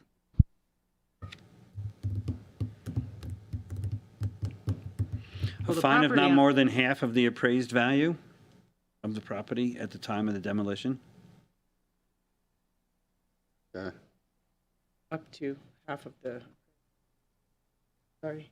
Not more than No, like up the- to. What is not more than? That's just legalese. But I suppose it's code. It's a not legal, more than half Coral, the it's a, appraised it's a legal document. I know. But why is that the language when up to is just as clear? I believe in simplifying it. All right, Not more than half the assessed value? Is that what we're suggesting? no, appraised. Appraised value at time of Appraised demolition. value. And then do we have to add language describing where the appraisal comes from? Or is that a standard procedure that, okay, we don't have to cover that. I don't know. I would go with the assessed value of the county records. It's a number. It's still a big number. No, what if you own the property No. for 50 years? Yeah, and It's it's still going to be nothing. more than $10,000. I mean, we're Yeah. increasing the penalty But the substantially over structure- what staff is recommending. It's the lot that's worth a lot. If somebody's held it for 50 years in downtown, gonna it's get the into lot that. that's valuable, but the structures, they're falling down anyway. I mean, we honestly have a lot of very low assessed value historic properties because they have been held by owners for a significant amount of time, and they're less than 10,000. Less than 10,000? Yeah, Appraised value. as far as what they're paying in their property tax. Yeah. Yeah. I know an old-time Truckee couple that probably falls into that category. Okay, the only other note I had was number 3 on this same concept, D3. Is there some kind of, I would get concerned that somebody half knocks down the driller thing again, and he left the foundation or half the house there forever. So shouldn't we say something about it needs to be cleaned up, completely restored to a natural condition? And then what if there's a change of title? So somebody with the intent to fix it up wants to buy it in its crummy condition. Would that allow any leeway to speed up the 5 years? And I don't think we should change it to 10. I wouldn't want to have that. If I live next to it, I wouldn't want it to be in flux for 10 years. I think that the Santa Barbara example, they did have some language about cleaning up the site, so I could pull something from that. And we recommended increasing the 10 years just because that $10,000 fee was so low to try to have some kind of. So if we you increase the increase the fee, fee, we we could could keep it lower at back to 5. 5? Yeah, Yeah. let's do that. Okay. And then is there any research we can do on a change of title? So somebody, you have the bad person who knocked it down, and now they're going to sell it to somebody that's going to fix it up. Is there a way to maybe alleviate the 5 years? I mean, I think we would have some concern about that though, because I mean, who's to say that those people aren't working together? Yeah, I thought about it. It would have to be arm's length. I mean, I thought Yeah. about that. But even that would be hard for us to prove. Yeah. Okay. I had to comment on B, and I sent this in, but I was wondering what kind of language we can come up with here. Yeah, I did see your edit there, and that does the reconstructed to reconstruct the resource that needs to be. Could we possibly say with a building that reconstructs the resource? Yeah. Or, I don't know if Where the that's building. just something that flows a little better there. Yeah, the owner of the property shall replace the historic resource with the building reconstructed from a period of historic significance. And just take out the rest of it. Well, it can't actually be reconstructed from a period of a historic, but it That's could the be s- constructed to replicate, but So I think you're there's- getting into a little bit of, I don't think, Yeah, I that's want to say why- replicate. Well, that's why it refers to the Secretary of Interior standards, because they do have very strict reconstruction guidelines when a building is demolished and then rebuilt. A building that reconstructs the resource from a period of historic significance? Yep. Or a building intended to reconstruct or designed to reconstruct the resource?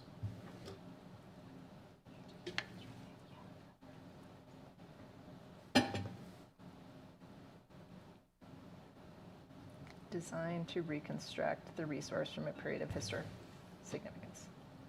I think that works. Okay.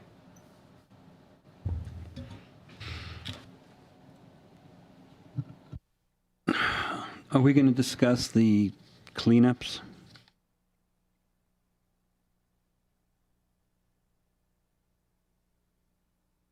I don't think we necessarily need to go through all of them, but if there's any that you wanted to discuss, we could pull those up. And Chair Claren, it's a little unusual, but you do have someone from the public here, so if you chose to reopen public comment, you could do that.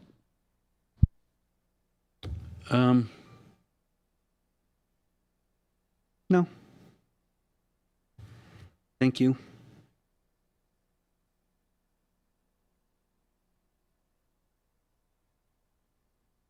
All right, so yeah, on the cleanup on number 1, why would you want to coordinate commercial to residential and lower the height from 3.5 to 3 stories?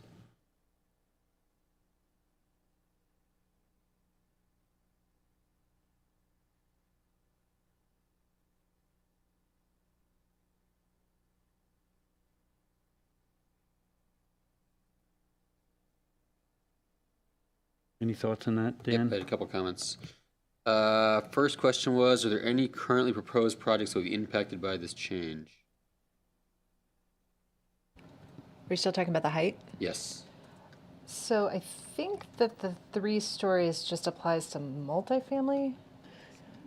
I didn't work on the objective design standards, but maybe that needs a footnote in the table or something to clarify.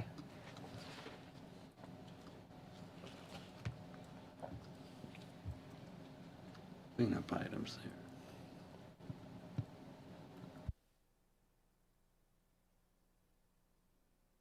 So requirement by zoning district CS or M, 50 feet or 3, it used to be 3.5 stories, whichever is less. I would prefer to leave it as 3.5. And where are these districts? Commercial, manufacturing, special purpose?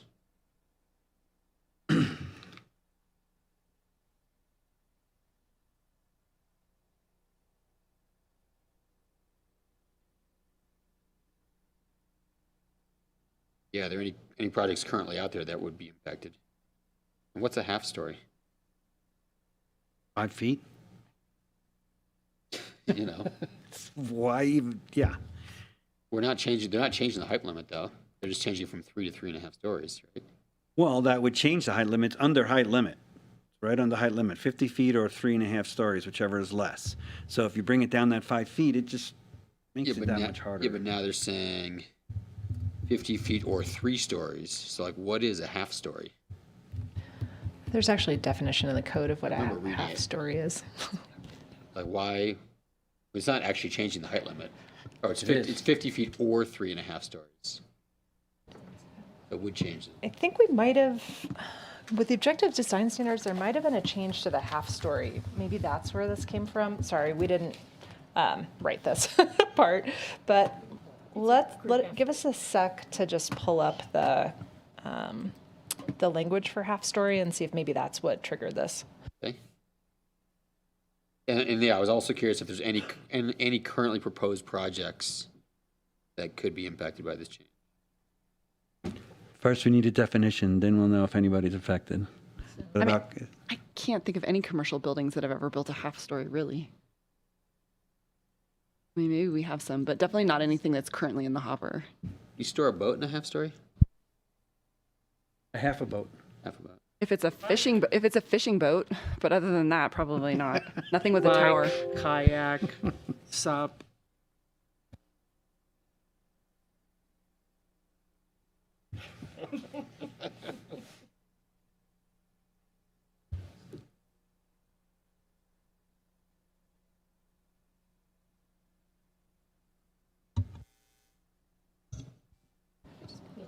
It's still in H.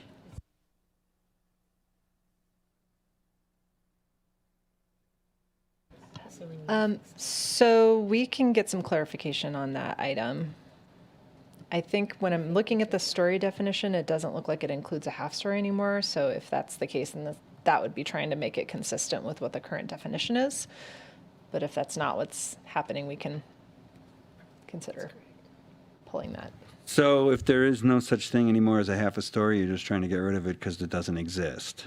I think that's probably what the intent here was, but we can confirm that. Okay, thank you. And then I think Danielle answered your question. Nothing's being affected by it. Coral? I have okay on 2, 3. 4 I have is better, but still not enough.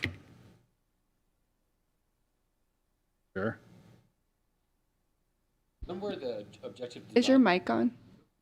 When were the objective design standards implemented? October 12th was when they went into effect. Those are new. And so this basically, that number 2 basically makes them required or need to be met on any project. 2/3 or more or 2/3 or less?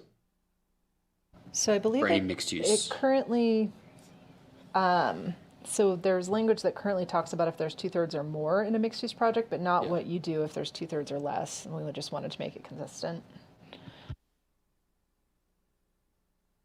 any projects there currently proposed that would be impacted?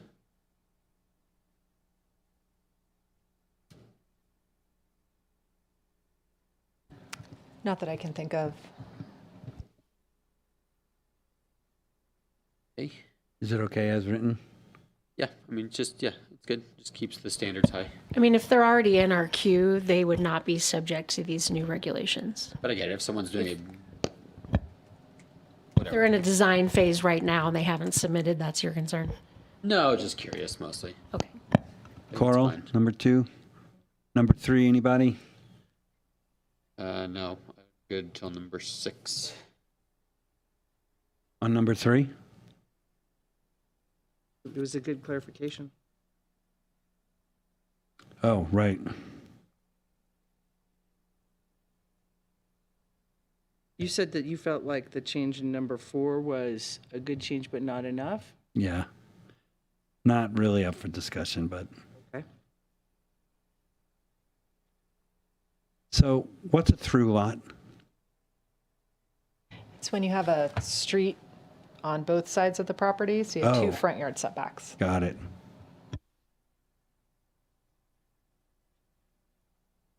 That was it for me. 6, you had something? 6 says, reading 6, and it looks like the reviewing authority used to be planning commission, is that right? Or was previously? Yeah, the way it was written, the commission was supposed to make a decision on whether to do a performance guarantee, but I'm not sure we really ever did that. Typically, that happens through the building permit process. I don't recall reviewing any projects like that in the past 5 years. I was curious, and then can you think of an example of a project like this that has been abandoned?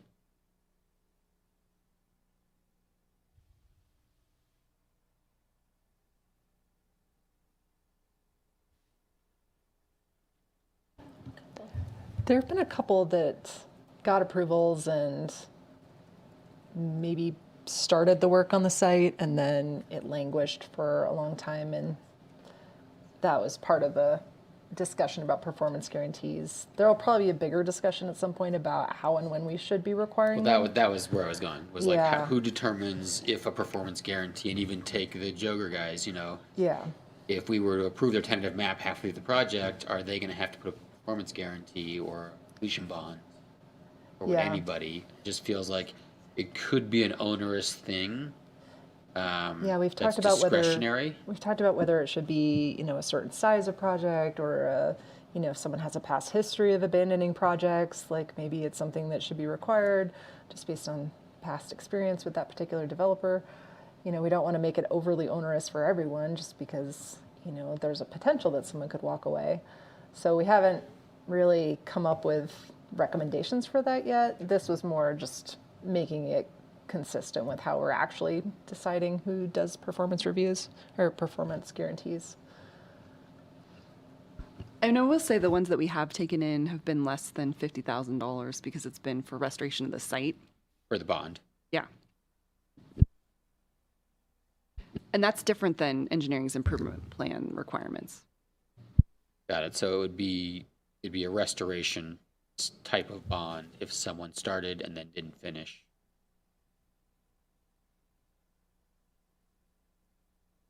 And that would only apply to some kind of commercial or mixed use project, not a residential project.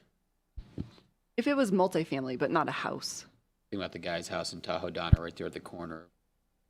It's interesting. We did have that discussion because there are a lot of jurisdictions that do require a deposit with your building permit, and that you don't get the deposit back until you've satisfied all the conditions and requirements of your building permit.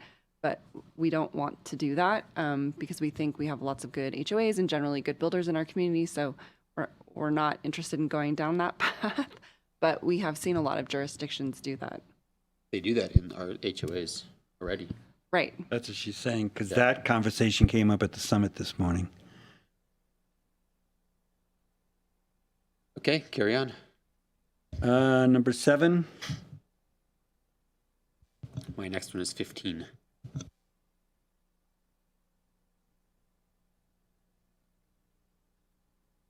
You probably me too, if I skip on my little "this sucks" notes, or why are we doing this?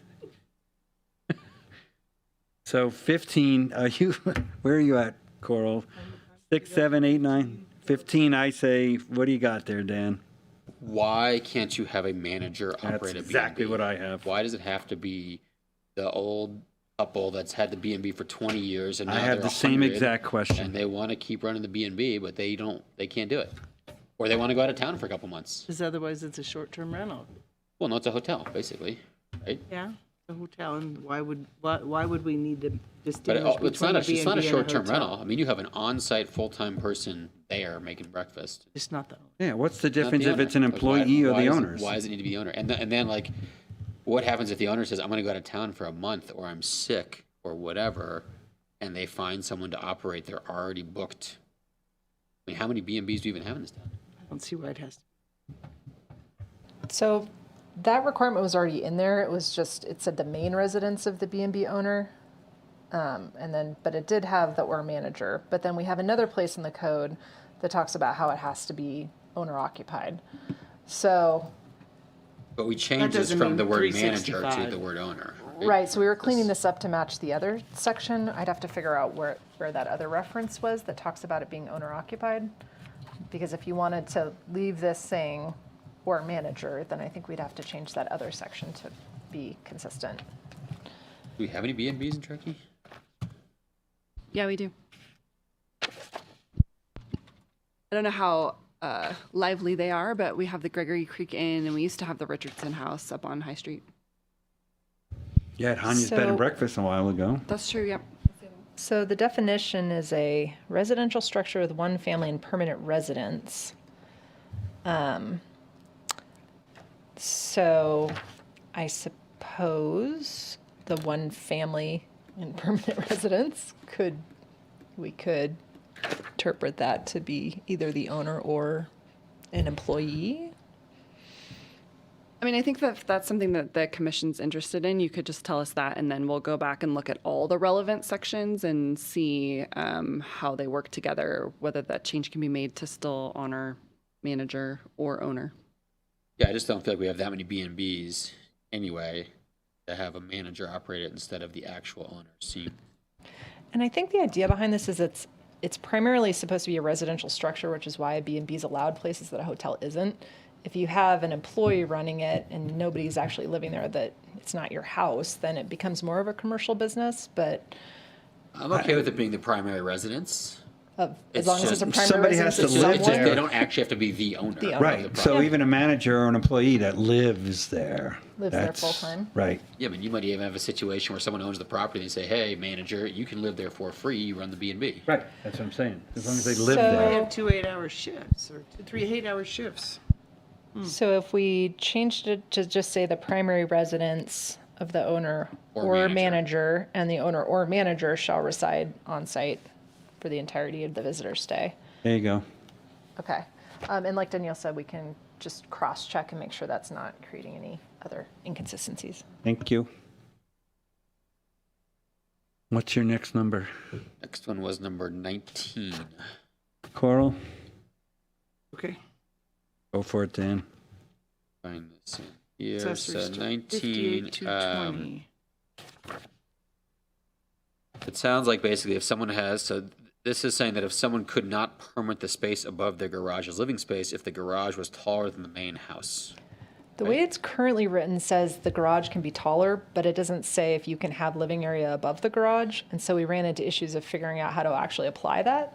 So we wanted to make it clear that the garage and living area above it could be exempt from the normal height requirement. They would be exempt? Yeah, Yes. So they could, if the garage is taller, they could permit that space. correct. Okay?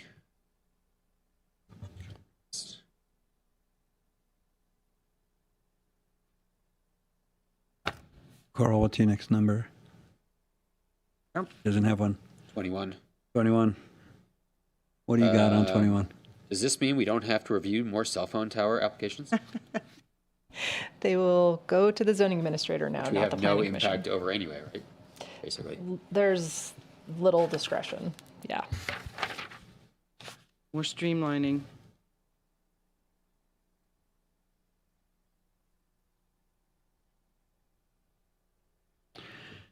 22. Is that legal to say only an individual property owner? No LLCs or no other entity? That's state law. State law? Yep. California.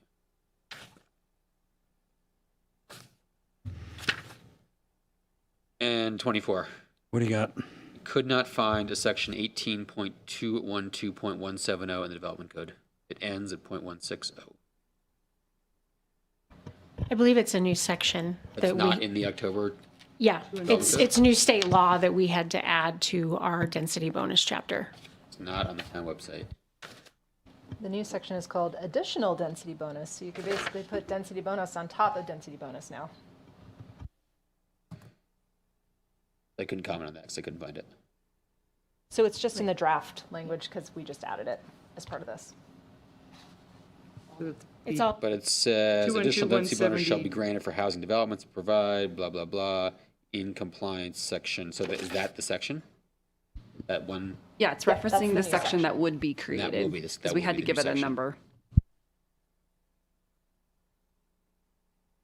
What is the additional density bonus that will be granted? So the new state law says that if you do certain types of density bonus projects, you can get an additional 50% density bonus on top of the 50% density bonus that you can currently get if you do rental or for sale units at either the very low or moderate income level. No, not lower, it's very low. Yeah, it's weird. Is very low or moderate? Yeah.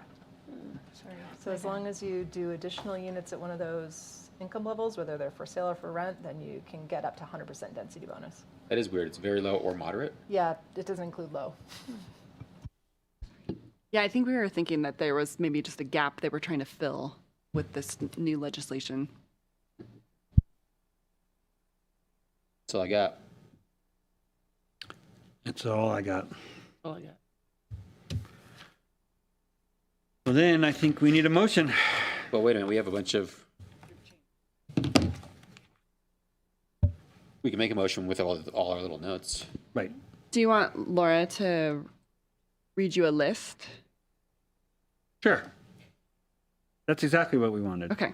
Thank you. Do you need some time for that, Laura? So I think you were in favor of keeping the detached living area language as is. I dissent on that one. Okay. Split vote. No, it's Change- 2 to 1. It's not a split vote. Wow. It's It's not unanimous. Well, I assume we're going to make a motion for the entire set of Yeah. But cleanup we can- stuff, so you can just make a note We that can make a I. note in the council staff report. This is just There a you record. go. This is just a recommendation to council, right? Yeah. It They're is, gonna but fill out do whatever they want. of past practice, when there's been a difference in the vote, we usually just record that in the minutes so that council can understand that it was or wasn't unanimous. Thank you. Okay, and then the next one was demolition review. We talked about changing the fee to half of the appraised value at the time of demolition. I think it should be assessed value. I think it's a big number already. We're going from 10,000 to probably a 6-figure number. But I think the assessed value has the problem of the long ownership. I clicked on a couple lots downtown and looked at the assessed values, and they're not that low. Like those cabins, stay with those. Yeah, let's hear that. It is, as you said, it's an established number and it eliminates the need for Otherwise, further analysis. it's gonna be very difficult to put a value on it. You're gonna fight over. Those cabins are.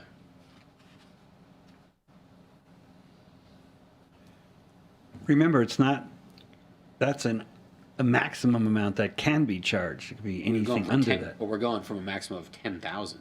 So that parcel there has an assessed value of $167,000, the total value. Which part of that is the structures and which part is the lot? 117 is the improvement, and land is 50. So if you're saying up to half, you're still talking For which lot is this? the one with the 4 green cabins. That looks like about the lowest one I could find, lowest assessed value.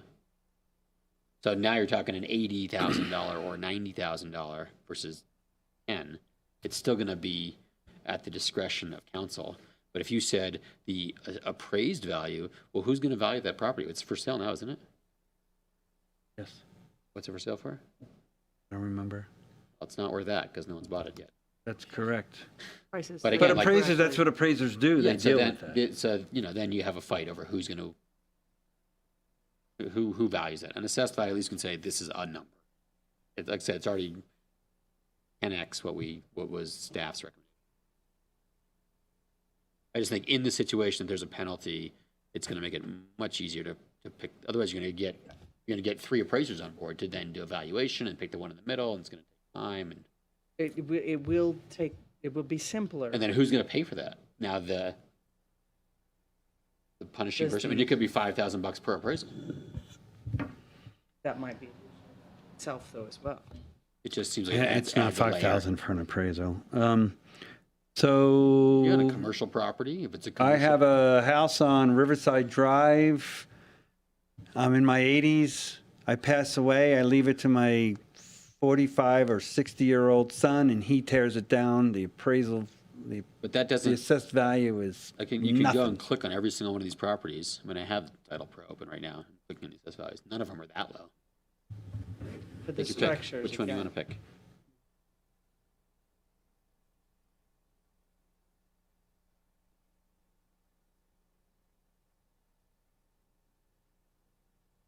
Who owns it?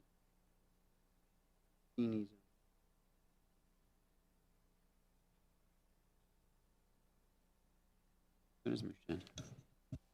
Down this way.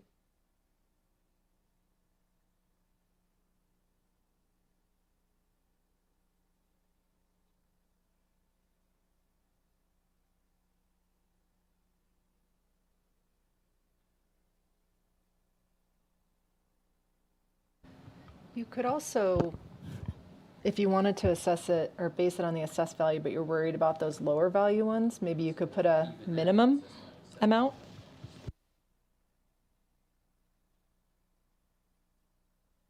Four, so 17. You're not destroying the lot. It's only. I know, it's more than 10,000. It's It's more still than not 10,000, much. Dan, but it's not a lot. And the point is, if you're trying to deter people from doing it, Don't make it just a fee. yeah. No, For over Mayumi's dead $17,000? body. That's just the penalty. Then to rebuild it, you now have to meet all the town's requirements and make it a historical reconstruction.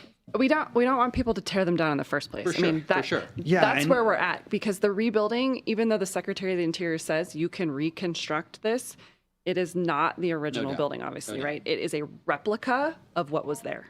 I just think you're opening a can of worms when you try and, it's like when the 3 brothers have to fight over the piece of property and they all got to get it assessed or appraised to then determine what their inheritance is or whatever. You just open a can of worms of how are you going to appraise, how are you going to value that property. But we honestly had that as a requirement with our non-conforming uses where it used to say 50% of the appraised value. And so we have had a process in place already to have to look at appraisals. And I don't feel like we ever got in a dispute about it. Okay. I mean, you're the one who will have to enforce it, not me. I'd like to stay with appraised value, Coral. Yeah. I agree. It's simpler to take the assessed value. I think it's fairer to take the appraised value. You're outvoted. Dan dissents. Okay, Don't let me speak. Dan, noted. So then we're going to add some language about cleaning up the site, removing any debris, so it's not a nuisance, changing the 10 years back to 5 years, changing the language that talks about the reconstruction, the bed and breakfast, keeping that so that it could be an owner or manager who lives there full time. And then check into the 3.5 stories and confirm that that half story is something that's not in the code anymore. That's all I had on my list. Did I miss anything?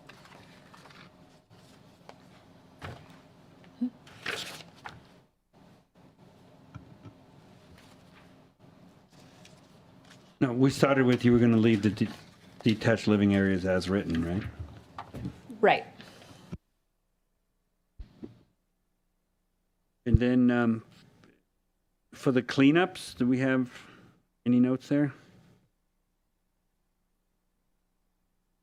Aside from the bed and breakfast one, you mean? The manager part of that, yeah, I think that's what we had, right? I think they got it.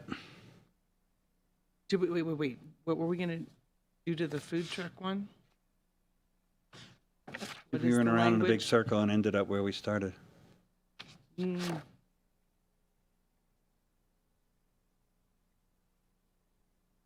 We changed it to say, provided that it's moved to a different location on the site that's screened from view. Thank you. Good one, Coral.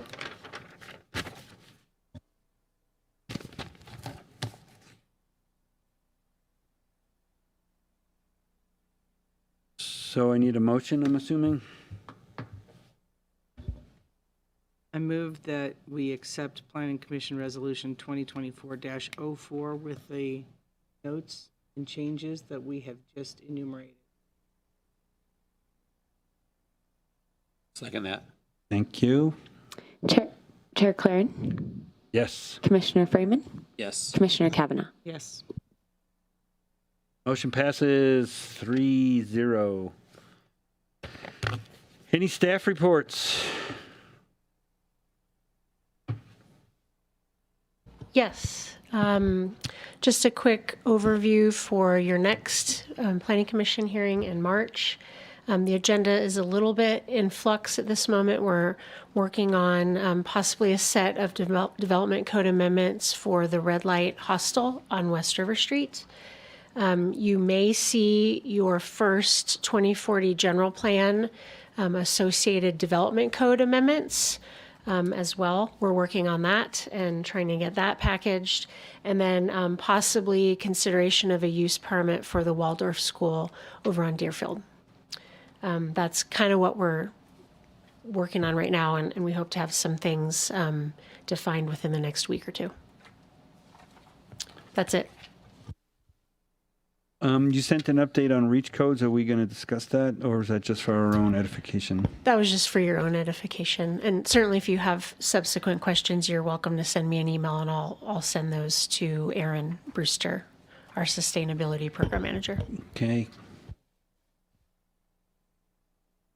I have no commission member reports. Dan, do you have one? Nothing to report. Coral. Nothing for me. Well, then I'd like to adjourn. Do I need a motion for that? Well, then, the meeting is adjourned at 6:59.